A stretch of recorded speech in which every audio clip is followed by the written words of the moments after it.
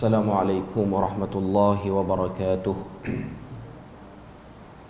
إن الحمد لله نحمده ونستعينه ونستهديه ونستغفره ونعوذ بالله من شرور أنفسنا ومن سيئات أعمالنا. من يهده الله فلا مضل له ومن يضلله فلا هادي له. أشهد أن لا إله إلا الله وحده لا شريك له وأشهد أن محمدا عبده ورسوله. يا أيها الذين آمنوا اتقوا الله وقولوا قولا سديدا يصلح لكم أعمالكم ويغفر لكم ذنوبكم ومن يطع الله ورسوله فقد فاز فوزا عظيما. الحمد لله الذي بنعمته تتم الصالحات. ربنا آتنا من لدنك رحمة وهيئ لنا من أمرنا رشدا. اللهم آت نفسي تقواها وزكيها وأنت خير من زكاها أنت وليها ومولاها.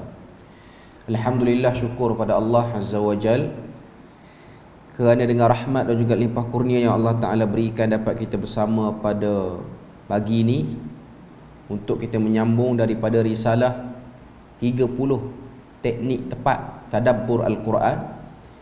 Dan kita sekarang berada pada bab yang ketiga, iaitu berkenaan dengan teknik tadabbur itu sendiri. Sambungan kita ialah pada muka surat yang ke-68, iaitu di bawah tajuk 15 teknik tadabbur bagi peringkat asas. Jadi sekarang kita dah masuk berinteraksi dengan tekniknya terus. Sebelum ni kita masih lagi pada mukaddimah ataupun penerangan awal tentang Al-Quran dan tadabbur itu sendiri. Sekarang kita masuk kepada 15 teknik awal. Sebelum pada kita pergi kepada teknik yang lebih pertengahan, ini ialah 15 teknik awal. Masih lagi asas, sekadar permulaan ataupun rintis awal untuk memberikan panduan kepada kita semua bagaimana tadabbur Al-Quran. Jadi kita tengok muka surat 68. Dia kata sebagai permulaan, setiap orang yang ingin mentadabbur ayat-ayat Al-Quran dengan baik mestilah mempunyai beberapa perkara yang asas. Yang pertama ialah membaca atau mentadabbur Al-Quran untuk mengharapkan keredaan Allah. Ini ialah permulaan, iaitu jelasnya niat matlamat kenapa kita baca Al-Quran dan kenapa kita nak tadabbur Al-Quran. Jadi dia datangkan beberapa dalil. Pada muka surat 68 tu disebut seseorang tidak mempunyai tujuan dengan ilmu yang dimilikinya melainkan tujuan untuk akhirat semata-mata. Ini tujuan yang paling utama dan yang paling tinggi. Allah Azza wa Jal berfirman dalam surah Al-Bayyinah ayat yang kelima, وَمَا أُمِرُوا إِلَّا لِيَعْبُدُوا اللَّهَ مُخْلِصِينَ لَهُ الدِّينَ حُنَفَاءَ وَيُقِيمُوا الصَّلَاةَ وَيُؤْتُوا الزَّكَاةَ وَذَلِكَ دِينُ الْقَيِّمَةِ. Ini ayat yang asas nak cerita pada kita tentang tuntutan ikhlas dalam melakukan apa-apa perkara dalam agama ni, terutamanya lagi kita nak berinteraksi dengan Al-Quran. Allah Ta'ala sebut وَمَا أُمِرُوا إِلَّا لِيَعْبُدُوا اللَّهَ مُخْلِصِينَ لَهُ الدِّينَ حُنَفَاءَ. Padahal mereka tidak disuruh kecuali supaya menyembah Allah dengan memurnikan ketaatan kepadanya dalam menjalankan agama dengan lurus. Maksudnya pada perkataan mukhlisina lahud dina hunafa, hati itu biar betul-betul untuk mendapat rahmat Allah Azza wa Jal, untuk mendapat redanya, dalam masa yang sama ialah untuk memberikan jalan yang lurus kepada kita menuju akhirat. Dan petanda daripada ikhlasnya, indikator yang dijadikan kayu ukur, petanda sebagai kayu ukur, wa yuqimus salah, iaitu mendirikan salat, wa yu'tuz zakah, dan juga menunaikan zakat, wa dzalika dinul qayyimah, dan demikianlah agama yang lurus. Jadi ayat ni pertama sebut tentang ikhlas. Ikhlas ke mana? Ikhlas untuk berada di atas agama yang lurus. Dan kayu ukur paling asas tanda keikhlasan orang tu ialah ringan untuk melakukan ibadah. Disebut dua ibadah, salat dan zakat. Bukanlah hanya dua ni saja, tapi ianya simbolik kepada semua ibadah badaniyah ataupun ibadah maliyah yang lain. Ibadah secara tubuh badan ataupun ibadah dengan bermakna beri khidmat pada orang, iaitu zakat, membantu orang. Itu semua ialah kesan daripada ikhlas. Okay. Dalam ayat yang lain Allah Azza wa Jalla berfirman, ni muka surat 69, wa man kana yuridu harthad dunya nu'tihi minha wa ma lahu fil akhirati min nasib. Dan sesiapa yang menghendaki keuntungan di dunia, kami berikan kepadanya sebahagian daripada keuntungan dunia, dan tidak ada baginya suatu bahagian pun di akhirat. Maknanya yang utama, yang prioriti kepada satu orang Muslim, tambah lagi kalau dia tu nak berinteraksi dengan Al-Quran, dia nak mendekatkan diri dia dengan Al-Quran, membina hubungan dia dengan Quran, loba yang dia perlukan ataupun loba yang dia perlu utamakan ialah loba akhirat.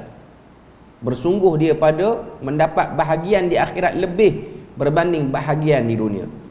Kemudian dia bawakan hadis, diriwayatkan daripada Abu Hurairah radhiyallahu anhu, katanya Rasulullah sallallahu alaihi wasallam bersabda, ini hadis yang diriwayatkan oleh Al-Imam Abu Dawud, man ta'allama ilma mimma yubtagha biha wajhullahi azza wa jalla la yata'allamuhu illa liyusiba bihi 'aradan minad dunya lam yajid 'arfal jannati yaumal qiyamah. Sesiapa yang mempelajari satu ilmu yang dengannya dicari redha Allah, tujuannya yang utama ialah redha Allah, tetapi dia tidak mempelajarinya kecuali untuk mendapat habuan dunia, maknanya dia tersasar waktu dia belajar ilmu dengan sebab dia nak bahagian pada keduniaan.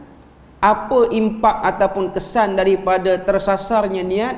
Lam yajid arfal jannati yaumal qiyamah, dia tidak akan mendapat bau syurga pada hari kiamat. Ini ialah satu hadis yang berbentuk ancaman, yang berbentuk tarhib kepada mereka yang tak jelas niatnya ataupun niatnya itu berbelah bahagi pada dunia.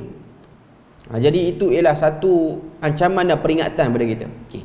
Selesai membahaskan teknik tadabbur asas yang pertama, iaitu ikhlas niat. Sebenarnya bukan Quran saja, apa saja ibadah pun yang ada dalam agama ni, apa saja perbuatan, pekerjaan yang bila mana kita tujukan dia untuk dapat pahala, memang dia perlukan kepada matlamat yang utama dulu, iaitu niat nak dapat redha Allah. Apa-apa saja.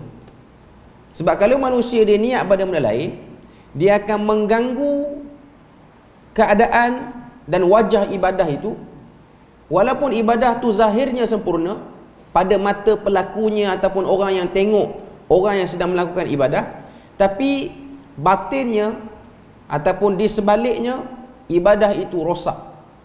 Ibadah itu hanya cantik di luar tapi tidak memberi apa-apa kesan kepada pelakunya. Sebab setiap ibadah tu ada kesannya. Okay.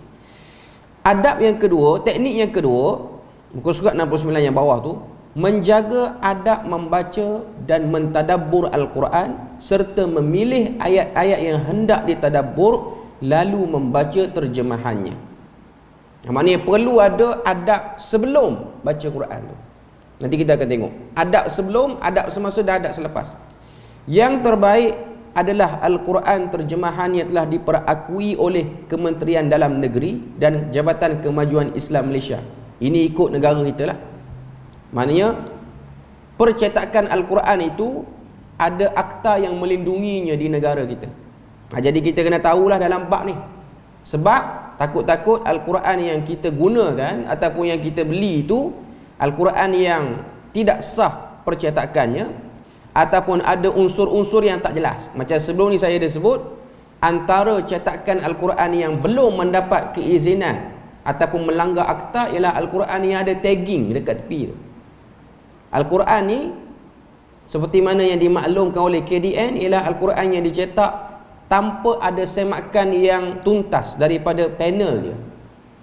Kita di Perlis ni ada beberapa orang asatizah kita ni yang menjadi lajnah pentasheh selain daripada ustaz-ustaz dan guru-guru yang lain lah, tokoh-tokoh yang ramai lah dalam, kalau kita tengok dalam cetakan Al-Quran tu dia ada senarai beberapa belah puluh orang daripada lajnah pentasheh Al-Quran.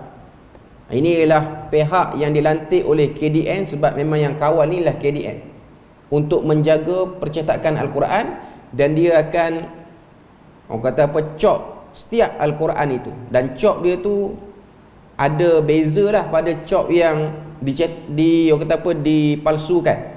Okay.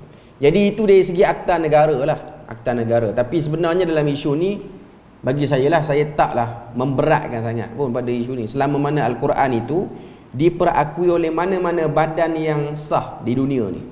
Macam Al-Quran yang kita dapatkan di Arab Saudi, dengan sebab kita pergi buat umrah, yang dapat daripada Majma' Malik Fahad di Madinah tu, Al-Quran tu ialah Al-Quran yang dicetak dengan cetakan ataupun dengan pengesahan daripada lajnah pentasheh di sana, ataupun mana-mana lah. Kalau Indonesia ni lagi banyak lah lajnah pentasheh dia orang. Okay. Cuma kalau kita biasa dengan Al-Quran, kita boleh perasan ada benda-benda yang tak jelas pada cetakan tersebut. Tapi kalau kita baru, ataupun kita orang yang baru saja nak mendekatkan diri dengan Quran ni, kena cari yang ada cop KDN lah. Kalau orang yang dah biasa, dia boleh perasan, ataupun orang yang hafal Quran semua, dia boleh tahulah Quran ni lulus ataupun tak lulus, ataupun ada benda-benda yang tak jelas pada cetakannya. Itu bergantung kepada kemampuan satu orang tu. Okay. Muka surat 70, di bawah teknik yang kedua ni ada beberapa poin yang dia letakkan. Ada 5 ataupun 7 poin yang diletakkan. Yang pertama dia kata, jika hendak memulakan bacaan tadabbur Al-Quran, maka hendaklah membersihkan mulut dengan siwak atau selainnya. Pendapat yang lebih terpilih, menggosok gigi dengan siwak menggunakan daripada kayu arak, iaitu jenis daripada kayu sugi. Boleh juga menggunakan kayu-kayu ataupun berus gigi dan selainnya, atau dengan sesuatu yang dapat membersihkan seperti kain kasar dan sebagainya. Ini adab umum lah yang disebutkan oleh Al-Imam An-Nawawi dalam kitab dia At-Tibyan fi Adab Hamalatul Quran. Ini adab umum, dia tak wajib, tapi dia nak tunjukkan pada kita, kita ni bersungguh, kita ni well prepare untuk kita baca Quran. Dia taklah sampai tahap wajib. Okay, tapi dia antara bentuk orang tu dia memang nak ambil manfaat pada Quran, dia kena bersihkan diri dia, bersihkan mulut dia. Okay. Yang kedua ataupun B sini, diutamakan bagi orang yang hendak membaca ataupun tadabbur Al-Quran berada dalam keadaan suci. Jika membaca Al-Quran dalam keadaan berhadas, maka hukumnya harus mengikut persepakatan ulama. Afdal bersih daripada hadas kecil dan juga hadas besar. Tapi kalau dia berhadas kecil, dia tak berhadas besar, itu pun boleh untuk dia baca Al-Quran. Ini bagi orang lelaki. Bagi orang perempuan yang berada dalam keadaan hadas besar, ada perbincangan para ulama yang khusus berkenaan isu ni, iaitu status bagi orang perempuan yang berada dalam keadaan haid ataupun istihadah ataupun nifas. Adakah boleh dia membaca Al-Quran? Pendapat jumhur mengatakan dia tak boleh. Istihadah tu lain, dia ada keringanan sikit. Untuk haid dan juga nifas ni, dia tak boleh membaca Al-Quran. Tapi pandangan yang terpencil, ianya dibolehkan sekiranya perempuan itu terlibat dengan pembelajaran dan pengajaran mata pelajaran Al-Quran. Itu pandangan yang digunakan oleh banyak majlis fatwa negeri di Malaysia ni lah, bagi orang-orang yang terlibat dengan bidang itu. Contoh pensyarah-pensyarah di College Al-Quran ataupun pensyarah di Darul Quran, guru-guru yang memang dia punya kerja harian dia ialah dia berinteraksi dengan Al-Quran, maka ada keringanan untuk dia. Ataupun pelajar-pelajar perempuan yang duduk di sekolah-sekolah yang silibus dia tu menghafal Al-Quran, kalaulah dia nak habiskan hafalan dia dan dia nak ikut silibus dia, dia boleh pegang pandangan yang terpencil itu. Tapi macam saya sebut tadi lah, dia pandangan yang terpencil, dia bukan pandangan jumhur. Bagi menjaga adab, kalau orang yang jenis jarang-jarang baca Al-Quran ni, jadi dia tak bacalah dalam keadaan dia sedang sedang berhadas besar tu bagi perempuan. Okay. Tapi kalau dia nak baca juga, ataupun dia rasa dia nak mencari kekuatan diri, sebab benda ni kita kena realistik juga. Contoh satu orang perempuan yang mengalami ketidakstabilan emosi, dalam keadaan masa yang sama dia berada dalam hadas besar, dan cara dia nak dapatkan stabilnya emosi tu dengan dia baca Al-Quran. Saya rasa yang ni lebih baik dia pegang pandangan yang lebih ringan lah, daripada dia pergi mencari healing dengan benda-benda yang tak sepatutnya ataupun benda yang menipu. Lebih baik dia beri waktu dia dengan Al-Quran. Okay. Dia tak baca, tapi dia mungkin teliti terjemahan Al-Quran. Yang ni seeloknya dia, kalau dia nak baca pun dia baca yang ada terjemahan Rumi lah. Maknanya Quran tu dia ada tulisan Rumi dia. Dia bukan Quran yang tulisan bahasa Arab tanpa ada terjemahan tu lah. Okay.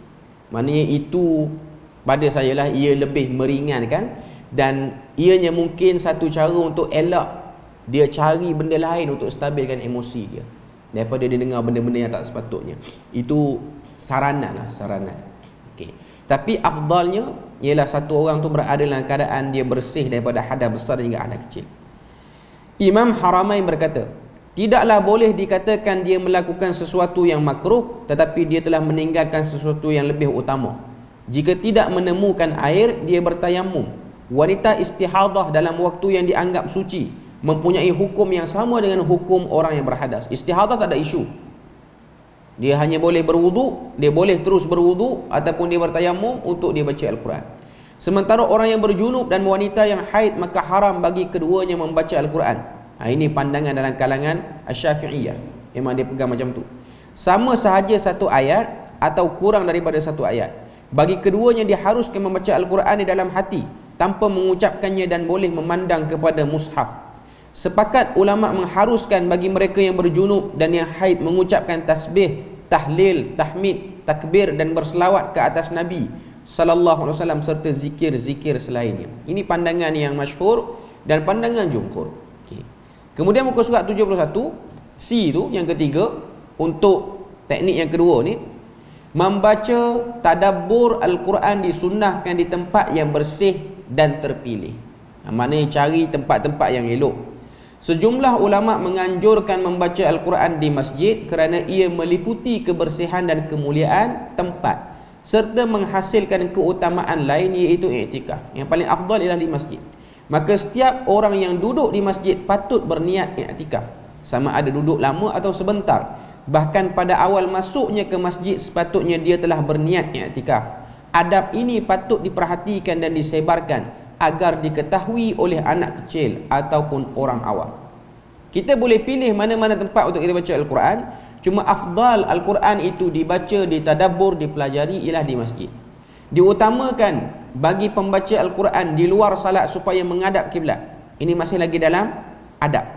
Hendaklah dia duduk dengan khusyuk dan tenang sambil menundukkan kepalanya dengan beradab seperti duduk di hadapan gurunya. Inilah yang paling sempurna. Ini pun masih lagi kita kategorikan sebagai adab. Diharuskan baginya membaca sambil berdiri, berbaring atau di tempat tidurnya, ataupun dalam keadaan lain, dan dia mendapat pahala. Tetapi nilainya kurang daripada yang pertama. Yang afdalnya duduk dalam keadaan menghadap kiblat. Tapi kalau dia orang yang sentiasa bersama dengan Al-Quran, ataupun orang yang duduk dalam bidang ini, iaitu orang yang sibuk dengan hafal Quran, dia boleh pilih apa posisi untuk dia baca Al-Quran. Apa saja posisi untuk dia baca Al-Quran.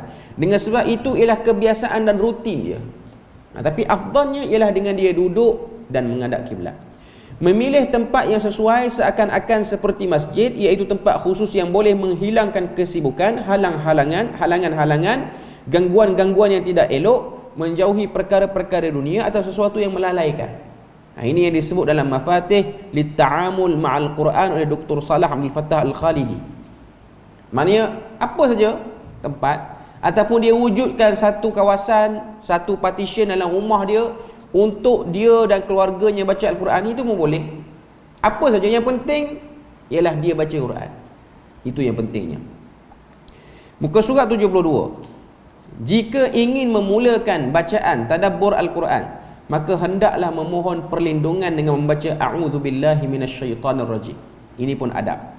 Hendaklah orang yang membaca tadabbur Al-Quran selalu membaca Bismillahirrahmanirrahim Sebahagian ulama salaf berkata bahawa ta'awudh itu sepatutnya dibaca sesudah membaca Al-Quran. Itu pandangan yang terpencil lah, pandangan yang jumhur, dengan sebab Allah Ta'ala sebut fa idza qara'tal Quran fasta'iz billah wa idza qara'tal Quran fasta'iz billahi minasyaitanir rajim. Bila mana kamu nak baca Al-Quran, maka kamu mulai dengan berta'awudh, minta lindung kepada Allah daripada syaitan. Jadi kalau kita baca di pertengahan surah, nanti kita akan bahas juga bab ni, kita mulai dengan ta'awudh.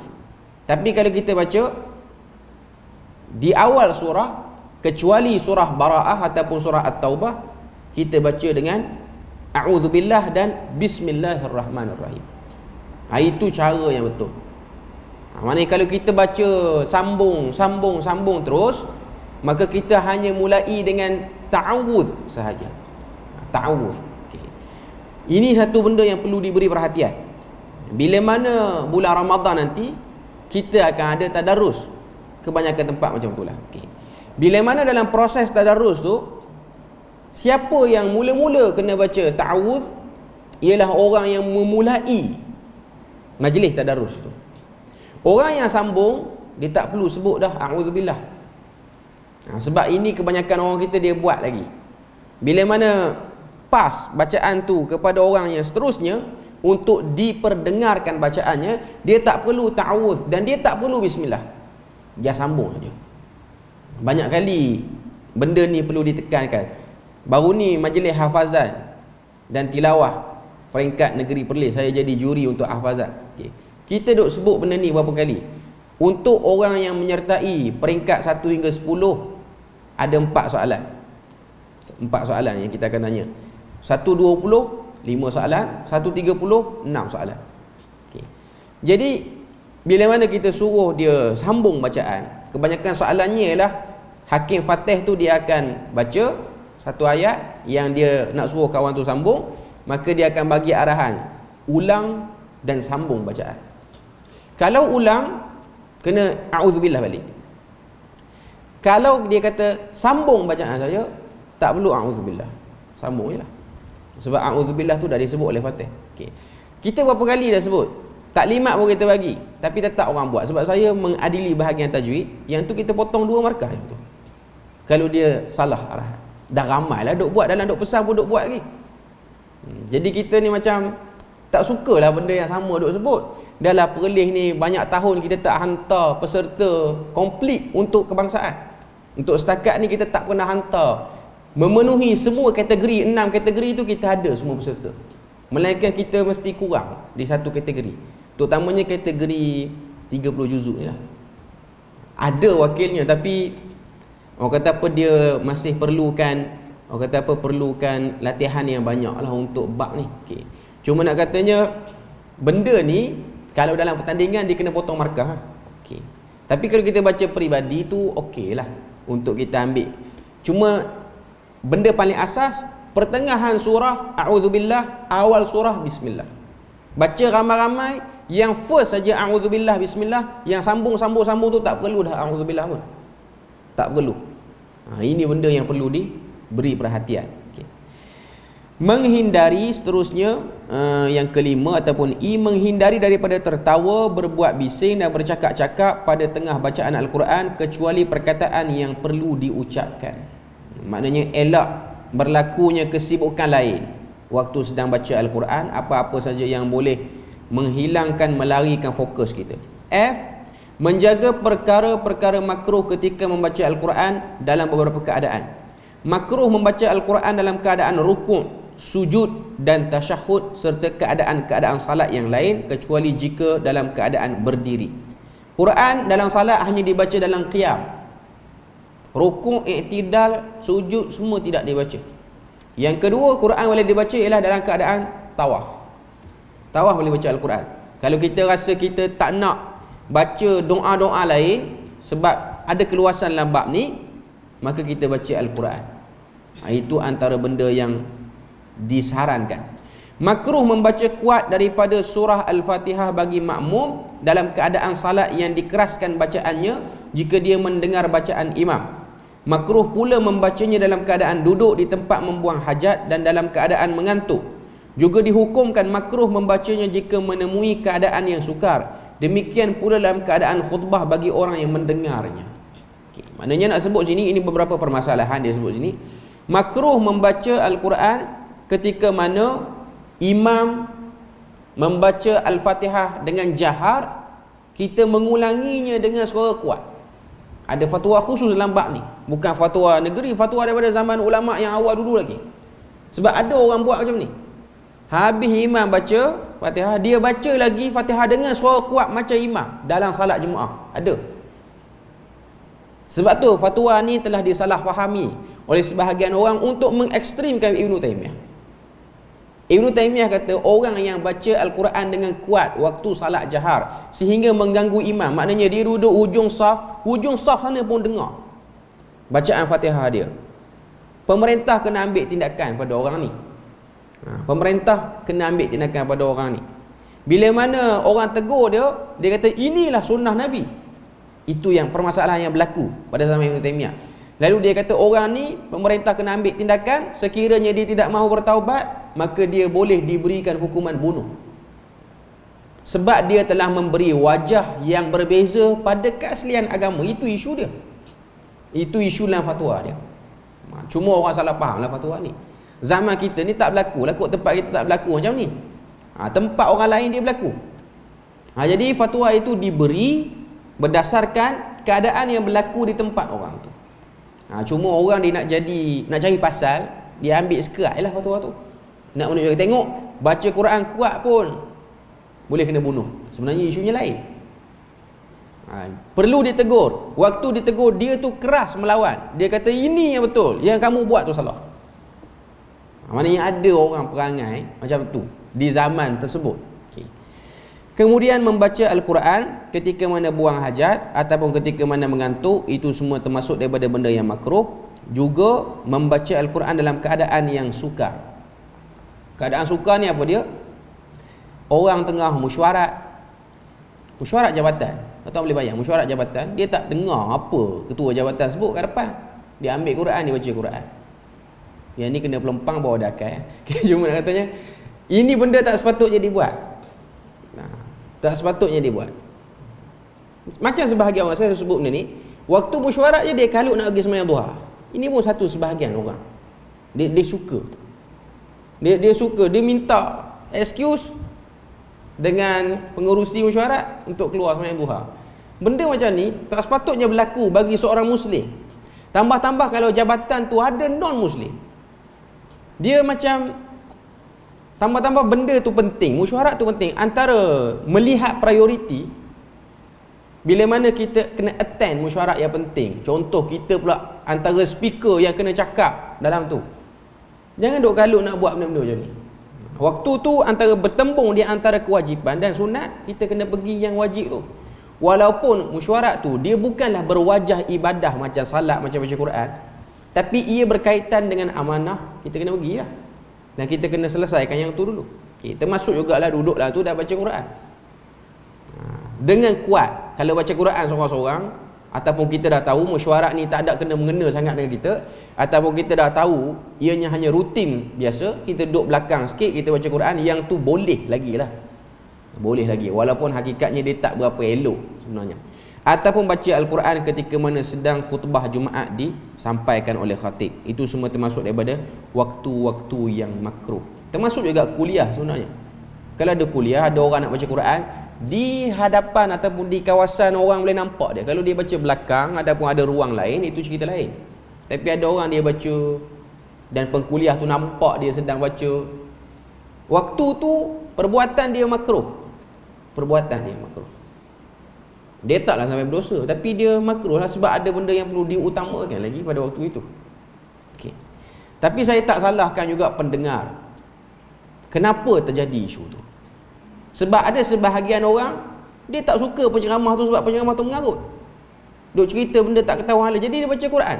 Itu salah satu bentuk menemplak pengkuliah tu. Stop lah kuliah, pergi masjid lain lah. Kadang-kadang orang yang menyampah dia buat macam tu. Okay. Dari satu segi yang tu saya rasa okey lah. Kalau dia mencarut banyak, cakap tak ketahuan hala, buat kelakar yang tak kelakar pun, tapi nak buat juga, Okey. Ini ialah bentuk-bentuk kuliah yang tak sepatutnya berlaku lah di dalam sebuah masjid, dan tak sepatutnya orang berikan fokus terhadap kuliah-kuliah yang tidak ada pengisian ilmu seperti ini. Okey. G dia sebut, membaca Al-Quran pada mushaf lebih utama daripada membacanya dengan hafalan. Akan tetapi dipilih pembacaan dengan hafalan bagi sesiapa yang tidak boleh khusyuk jika membaca pada mushaf, dan dipilih membaca pada mushaf jika kekhusyukan dan perhatiannya bertambah. Ini bergantung pada orang. Kalau dia rasa dengan dia tengok mushaf itu lebih baik, lebih memberi fokus, maka dia baca pada mushaf. Tapi kalau dia satu orang yang nak memantapkan hafalan dia, maka dia tidak pakai mushaf. Ikut keadaan dan keperluan orang tu lah. Termasuk juga dalam salat tarawih nanti, kalau satu orang imam dia rasa dengan mushaf lebih membantu dia untuk dia nampak ayat Al-Quran, dan lebih membantu dia sendiri menikmati ibadah. Saya tahu benda ni sebab saya pun jadi imam daripada sekolah menengah sampai sekarang pun. Bila mana masuk tarawih ni, okay. Bila mana kita jadi imam bergantung pada hafalan, ada orang yang dia okey, ada orang yang dia okey. Tapi ada orang yang bila mana dia banyak kesibukan dalam hari dia tak boleh nak dapatkan hafalan yang mantap untuk dia prepare malam ni jadi imam, maka ibadahnya pada waktu itu dah berubah menjadi kebimbangan. Dia takut dia tak ingat. Jadi waktu dia rokok, dia duk ingat muka surat yang dia nak baca rakaat kedua nanti. Ini normal lah. Saya tipu, saya tahu, saya jadi imam, saya tahu benda. Dia duk sujud, dia duk pederah ayat yang dia nak baca rakaat kedua nanti. Ini normal. Mana-mana imam, saya tanya kawan-kawan saya yang belajar tahfiz, semua tahu benda ni. Ada sebahagian imam terlupa ambil wuduk kerana nak cover bacaan tu. 20 rakaat tanpa wuduk beres dia dengan jemaah, kerana nak cover bacaan itu.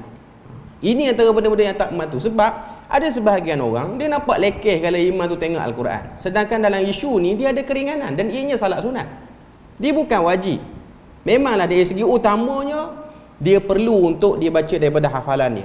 Itu menunjukkan bahawasanya ia ada komitmen pada hafalan dia. Tapi setiap orang dia berubah fasa hidup dia. Zaman dia belajar mungkin dia tak tersibuk dengan zaman dia kerja, mengakibatkan dia tak boleh nak fokus banyak. Dalam isu ni saya lebih pilih pandangan sederhana. Walaupun ada orang dia nak pilih pandangan tak boleh, kita nak imam yang kata apa yang baca daripada hafalan dia. Kita sedang memasukkan imam tu dalam keadaan dia tak fokus pada ibadah dia. Orang lain mungkin okey, jemaah mungkin okey, tapi dia tu sendiri dia salah. Hampir tak mana. Contoh kalau imam tu dia tak bergerak ke masjid lain, dia duduk masjid tu je sebulan. Maka sebulan dalam bulan Ramadan sepatutnya dia boleh beribadah dengan baik. Dia pun nak pahala juga. Dia tu sendiri nak pahala juga lah. Okay. Jadi kalau dia beribadah dengan cara macam tu, pahala kok mana dia nak dapat? Sedangkan kita dah tahu tadi, makruh baca Quran dalam sujud, rukuk itu dah. Tapi dengan sebab dia tak ingat, dia tak prepare elok, dia tak ingat elok, dia duk baca ayat yang dia nak baca pada rakaat kedua, dalam rukuknya, dalam sujudnya, dalam iktidalnya. Sebab saya pernah dengar imam satu masjid negeri lain lah. Masjid itu dia letakkan satu malam satu juzuk. Saya dengar melalui mic yang dipakai oleh imam tu, yang dia slate ni, mic ni, dia baca Quran dalam sujud. Kan kita kan boleh dengar kan suara orang tu tasbih. Dia baca Quran dan bacaan tu dia nak baca rakaat kedua nanti. Dia takut, mungkin hari tu dia sibuk. Okay, tapi dia tak sangkut. Tapi tuan-tuan boleh bayang ibadah dalam keadaan macam tu, dia sendiri beribadah dalam keadaan macam tu. Okay, jadi ini ialah benda yang kita kena tahulah. Kita kena sedar. Sebab imam pun dia nak pahala, dia pun nak mati juga, bukan dia hidup selama-lamanya. Dia pun nak bawa bekal akhirat jugalah. Okay. Seterusnya yang H, muka surat 73, memilih keadaan duduk yang khusus yang mendatangkan khusyuk, duduk dan bersimpuh di hadapan Tuhannya. Kedudukan yang paling terbaik adalah duduk di antara dua sujud sambil menghadap ke arah kiblat. Ini yang paling terbaik, iaitu duduk dengan tawarruk. Duduk antara dua sujud ni maknanya punggung berada di atas kakinya. Punggung kita Melayu, bukan punggung Indonesia. Indonesia punggung belakang. Saya pergi ke Jogja, sampai di keraton, Keraton ni kawasan istana dia. Depan tu orang jual apa? Orang jual souvenir lah. Ada satu orang makcik ni, bila mana delegasi kita datang, dia jual alat yang garu belakang tu. Dia kata, monggo pak, buat garu punggung. Jahanam kita yang tak pernah dengar orang Indonesia cakap. Ada seorang delegasi tu kata, kalau garu punggung kena panjang lagi, sebab punggung duduk bawah. Sebab dia ingat punggung Melayu. Punggung Indon belakang ni. Ni belakang kita ni dia panggil punggung. Sebab tu Quran terjemahan Indonesia, dan akan diseterika bahagian belakangnya. Ada dalam surah An-Nisa, Allah Ta'ala sebut, fatukwa biha jibahuhum wa junubuhum. Kami akan copkan dengan besi panah atas dahi dan belakang. Terjemahan Indonesia dia akan sebut, dan disetrika dahinya dan punggungnya. Terjemahan bahasa Melayu, dan dipanaskan dahinya dan belakangnya. Belakang kita. Okey. Cuma nak katanya duduk tawarruk itu ialah meletakkan punggung. Indonesia dia panggil apa punggung? Dia panggil bontot punggung. Dia guna bahasa tu. Selain daripada bontot lebih kurang tu lah. Okey. Bontot ni ekor dah maksudnya. Sebab tu kalau kita pergi sana, sut bontot tu sut ekor lah. Di Indonesia ni. Okey. Aku kata apa? Kita panggil pungkuk sini lah. Okey, istilah dia.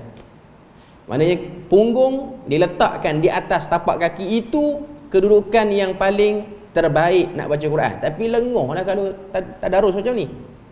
Kita lebih selesa dengan iftirash ataupun bersila. Ikut kesesuaian lah. Cuma nak kata yang aulanya macam tu. Kedudukan yang paling terbaik adalah duduk antara dua sujud sambil menghadap ke arah kiblat. Itulah sebaik-baik kedudukan seorang hamba. Jika dia penat, maka boleh duduk apa-apa keadaan yang selesa dengan menghadap kiblat, termasuk berlunjur kaki mengarah kiblat. Benda ni ada keringanan. Cuma kita dari segi adab masyarakat, kita tak rasa berlunjur tu daripada kedudukan yang sopan. Dia ada satu bab dalam Sahih Bukhari, bab menghalakan kaki ke arah kiblat. Mana Imam Bukhari nak beritahu, menghalakan kaki ke arah kiblat bukanlah benda yang salah. Tak salah pun. Cuma bergantung pada adab masyarakat lah. Kalau masyarakat melihat orang yang berlunjur kaki ke depan ni, kita panggil berlunjur lah kot. Okay. Ianya benda yang tak beradab, kita tak buat lah benda tu. Ada setengah masyarakat duduk berlunjur tu lebih beradab berbanding duduk bersila. Tuan-tuan pergi, ada satu etnik di Sarawak ni, bila mana dia welcome kita masuk rumah panjang dia, kalau kita duduk bersila ni ialah duduk yang kurang adab bagi etnik dia orang. Dia kena berlunjur. Masuk-masuk tu terus berlunjur. Itu bagus, ada adab. Dia pelik lah, ikut bahagian orang lah. Okay. Cuma saya nak katanya, kalau kita lengoh sangat, kita nak berlunjur, tak ada masalah pun mengarah kiblat. Sebab tu tuan-tuan tengok orang Arab, kuliah dia orang yang bawa kursi, bawa sejadah boleh sandar ni, dia orang berlunjur direct ke pengkuliah. Macam kita ni, kita tak menghadap kiblat lah. Okay. Cuma nak kata dia berlunjur direct tu, itu ialah keringanan yang ada pada masyarakat dia orang. Okay. Seterusnya yang ketiga, sentiasa memperbaiki bacaan dan berguru dengan orang yang mahir. Allah Subhanahu wa taala berfirman, warattilil Qur'ana tartila, dan bacalah Al-Quran itu dengan tartil. Tartil ni ialah menjaga semua hukum hakam tajwid, menjaga kebiasaan bacaan Al-Quran, termasuk bacaan, bunyi lagunya, semua duduk dalam tu. Imam Al-Qurtubi menjelaskan bahawa membaca dengan tartil adalah cara untuk melakukan tadabbur. Membaca perlahan-lahan itu jauh lebih utama daripada membaca tergesa-gesa, kerana tadabbur tidak dapat dilakukan dengan membaca laju atau tergopoh-gapah. Okay. Abu Hurairah meriwayatkan bahawa Rasulullah bersabda, laisa minna man lam yataghanna bil Quran. Bukanlah termasuk golongan kami mereka yang tidak memperindahkan bacaan Al-Quran. Ini riwayat Bukhari. Maknanya baca Al-Quran bagi elok, lagu Al-Quran yang munasabah, bukan lagu-lagu yang tak biasa diiramakan untuk bacaan Al-Quran. Maknanya kita tahulah, kita dengar bacaan qari-qari yang terkenal, kita akan tahu ini bacaan yang ataupun lenggok yang sesuai. Imam As-Suyuti berkata disunnahkan membaca Al-Quran dengan tadabbur dan upaya untuk memahaminya, kerana itulah tujuan terbesar dan tuntutan terpentingnya. Belajar dengan guru yang mahir adalah menjadi kewajipan bagi siapa yang ingin memperbaiki bacaan Al-Quran. Sebagai contoh, dalam Al-Quran ada beberapa perkataan yang dibaca luar daripada kaedah biasa. Sini dia ada senaraikan beberapa ni lah. Kita sebut setakat yang mampu sini. Pertama, imalah. Ni yang pertama. Imalah bermaksud sedikit membunyikan baris atas ke arah baris bawah. Setengah baris atas dan setengah baris bawah. Sehingga bunyinya menjadi A. Bukan I. Ini bunyi vokal je lah. Menurut Imam Hafs, hanya ada satu bacaan yang dibaca secara imalah, iaitu pada surah Hud ayat 41. Itu qiraat yang kita duk guna sekarang, iaitu wa qala rkabu fiha bismillahi majriha. Di bawah huruf ra tu dia ada bentuk macam diamond tu. Itu petunjuk kepada imalah bagi qiraat Hafs. Bagi qiraat Warsh banyak imalah. Khalaf, Hamzah pun banyak imalah. Untuk kita ni Hafs satu je. Bacaan qiraat lain dia akan baca dengan baris bawah, bismillahi majriha. Tapi untuk kita majriha. Okey. Yang kedua ialah ismam, iaitu memuncungkan sedikit mulut. Kita tengok apa maksud dia. Bermaksud memasukkan unsur baris depan pada sukun dengan cara memuncungkan bibir. Terdapat satu bacaan Al-Quran yang dibaca secara ismam menurut riwayat Hafs, iaitu pada surah Yusuf ayat yang ke-11. Qalu ya abana ma laka la ta'manna. Maknanya waktu kita bersebut la ta'manna, dia kena muncungkan bibir pada waktu itu, walaupun dia bukan ada baris depan pun. Tapi itu ialah teknik bacaan, ialah qalu ya abana ma laka la ta'manna. Itu kaedah bacaan dia. Ketika membaca la ta'manna ni, bunyi tak berubah, tapi bibir tu kena muncung ke depan. Bunyi dia tak terkesan sangat. Beza dengan imalah. Imalah tadi kita nampak, kita dengar bunyinya. Majriha. Tak baca majriha. Okey. Kemudian si dia sebut sini mengetahui bacaan saktah. Bermaksud berhenti sebentar tanpa bernafas. Di sisi Hafs dia ada 4 tempat yang kita duk baca sekarang ni, iaitu surah Kahfi, Iwajan Qayyimah ayat yang pertama tu, ayat 1 hingga ke ayat kedua. Surah Yasin ayat 52, surah Al-Qiyamah, wa qila man, itu dalam surah Al-Mutaffifin, wa qila man raq. Surah Al-Qiyamah ni ada satu tempat.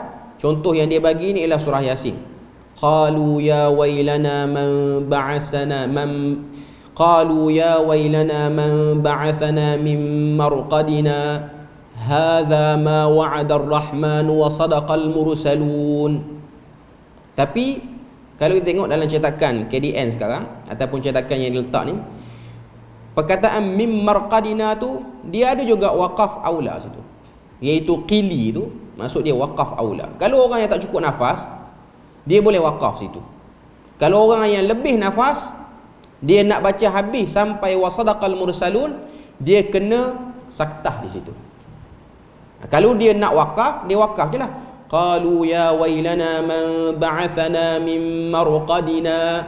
Lepas tu ambil nafas lain. Hadza ma wa'ada ar-rahman wa sadaqal mursalun. Dia perhabis macam tu lah. Tapi kalau dia nak baca satu nafas, dia kena saktah lah situ.